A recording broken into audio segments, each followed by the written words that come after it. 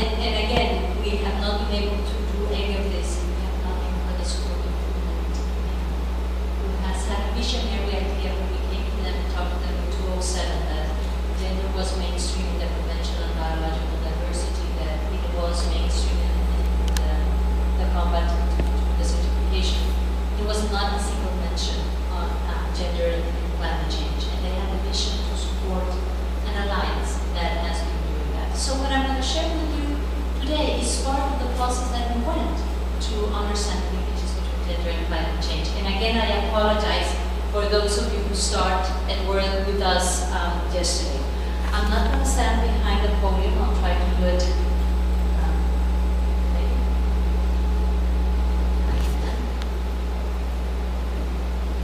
So, as I mentioned yesterday, when we started working on climate change, to bring a human face to the debate was almost impossible. Why? Because everybody was discussing mitigation. It was basically the discussion around the Kyoto Protocol, how much each country had to reduce its emissions, and it was a very, very dry discussion from a development point of view. People thought in the models that we had at that moment that climate change was not going to have an impact on the environment and human beings as later on time. What happened already at the beginning, ending of the 90s and beginnings of the 2000s, people, normal people, start feeling changes that they could not understand what they were. If you talk with the peasants and communities and people from different parts of the world, they all said something is happening. They could not put climate change as it names, but something is happening. The birds are flying at a different time, the trees are moving at a different ratio, bees populations have decreased. Something is happening and we don't understand what it is. Even very interesting things. In Africa, we were working with women groups, and they start telling us the powers of the plants are changing. This is like 5 years ago, and we said, what do you mean that the powers of the plants are changing? Yes, some of our healers have been healing little kids using the same recipes that we have been using since ever. We took this to the botanists and we asked with the Hussein what was happening, and the explanation was a very simple one. The plants to produce certain chemicals within the plants need to absorb CO2. But since CO2 was at a different level than the ones that we have at the moment, it was very difficult for the plant to extract, to process CO2 and then make this type of different components from the plant. But now that there is no CO2 available, the plant doesn't have to use that much energy and it's very easy to capture. So the plants, those ingredients are becoming stronger and some of them can kill the ones that have a specific role. So all these changes are happening, and probably the way that we see it most, because it hits the news, is disasters. Look at this graph. From 1975, we went from 150 disasters to almost 450 disasters worldwide. So we start hearing more about hurricanes and typhoons happening all around the world. But that even became more striking in 2007 when we had 960 major disasters, the highest ever such figure that we have reported as human beings. The average exposed number from flooding every year increased by 114%, and globally physical exposure to tropical typhoons almost tripled. So climate change started having a human face at the end of the 90s and 2000s. So it was time to start looking at gender issues at that time. So climate change was not this, the wolf that was coming. It was already happening. And that is precisely what the IPCC is the Intergovernmental Panel on Climate Change, for the first time in their lifetime, and I think so far in a long time, they recognize that was also being felt in a different way. And that the reason that we were feeling the impact in a different way was due to generations, age, classes, income groups, occupation, and genders, they said at that time. So that was the entry point for some of the work that we started to do. At that time, there was a tremendous lack of information to try to link gender and climate change. And it was not about doing new research, but a lot of times doing new readings and trying to understand, okay, gender, if climate change is going to affect agriculture in these parts of the world, and women are the main staple producers, what are the linkages? How is that effect is going to happen? However, one of the studies, London School of Economics, we had a debate with some of them, some of the geographers, and they said, you know, this gender thing and climate change, you guys are going nowhere, we're going to prove you wrong. And they went out to do a study on more than 140 countries with the theory that disasters were having the same impact on women and men, that nothing had to do with your sex or your gender if you're going to have more an impact. What they found out was completely different. They found out that in those countries in which the gender gaps were bigger, more women than men died to a ratio of 4 to 1. And that depends on many factors. In some countries of the world, especially in coastal areas,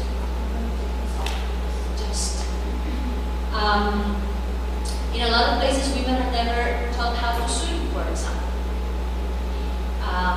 It's not culturally appropriate.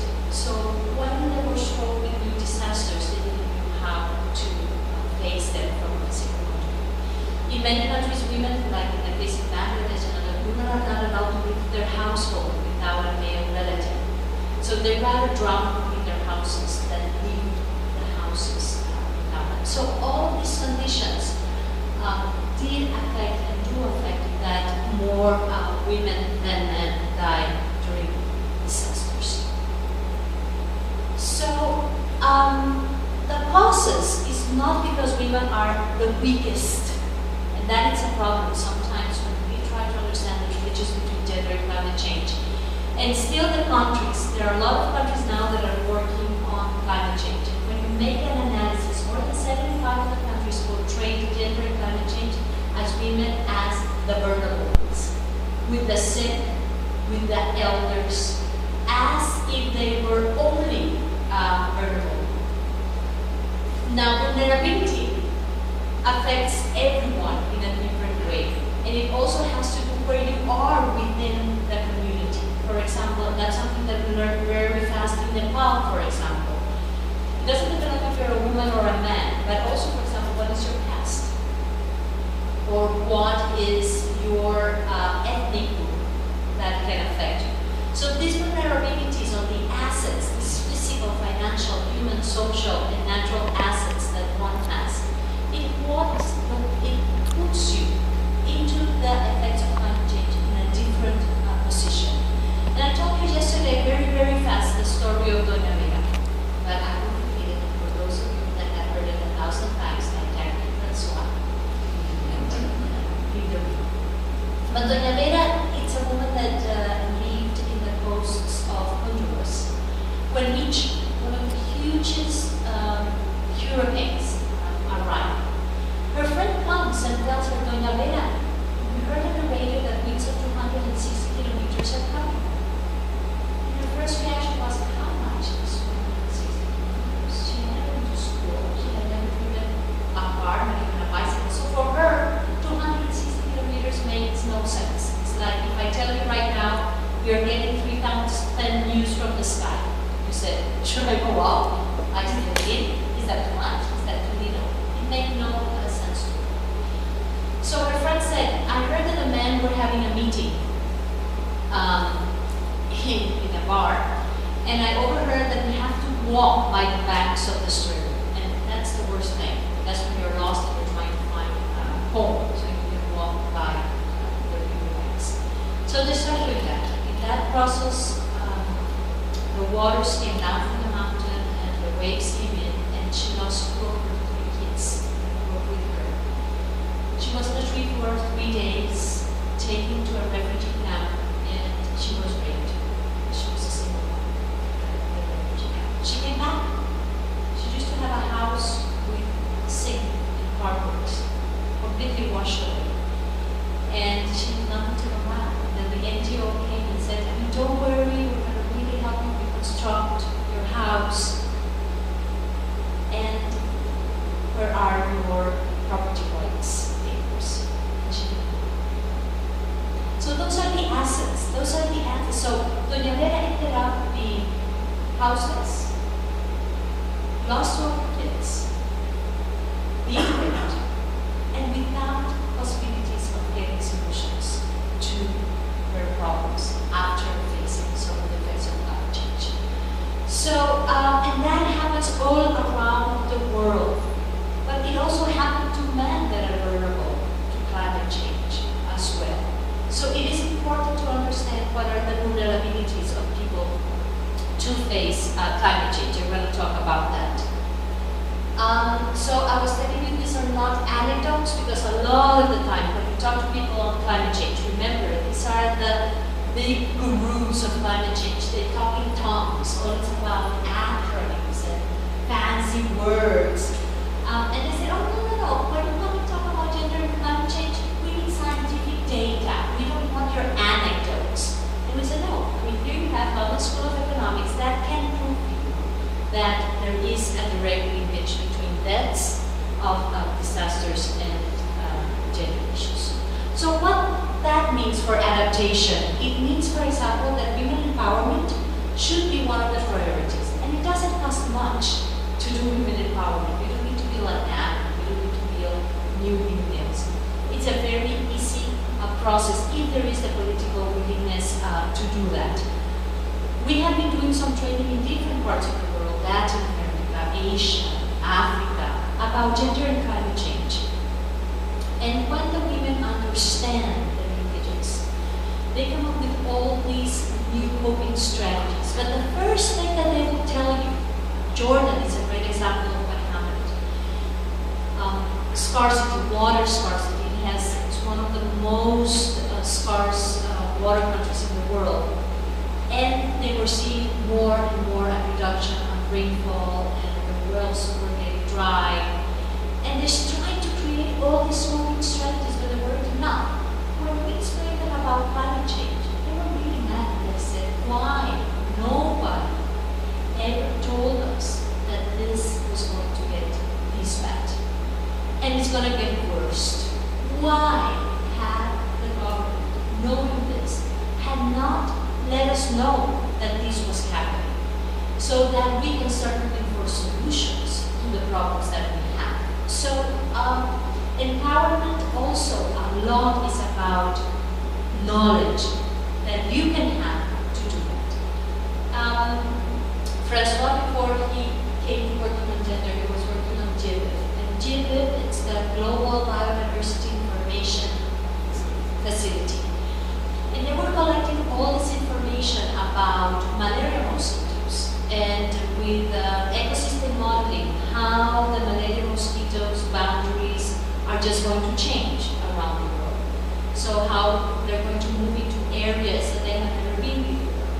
So for example, when we tell this to different women, they said, well, this is precisely the type of information that we need. I mean, we come from an area that had no malaria. So you're telling us that that is going to happen. So we're going to start taking measures to cope with what climate change is bringing. So there is a big challenge of taking this scientific information and transforming it in such a way that you can empower those who make decisions on our daily lives. And a lot of people will tell you, government agents are not going to be here. NGOs are not going to always be here. We need to get empowered by the knowledge and understanding what climate change is going to bring to us to move forward. I'm sorry I have to walk through that, but we don't have a point. So what are the other linkages? I was telling you about droughts and waters.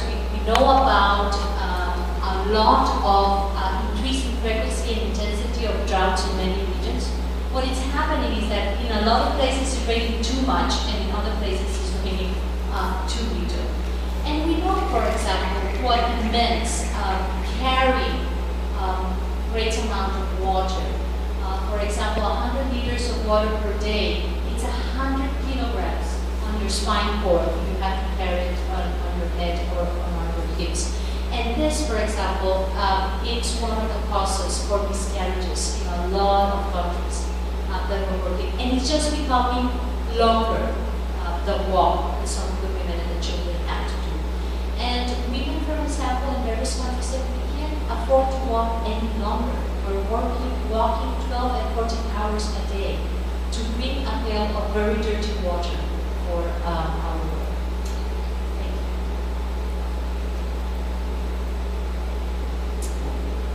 It just sort of like this. You just speak. Thank you. Food production.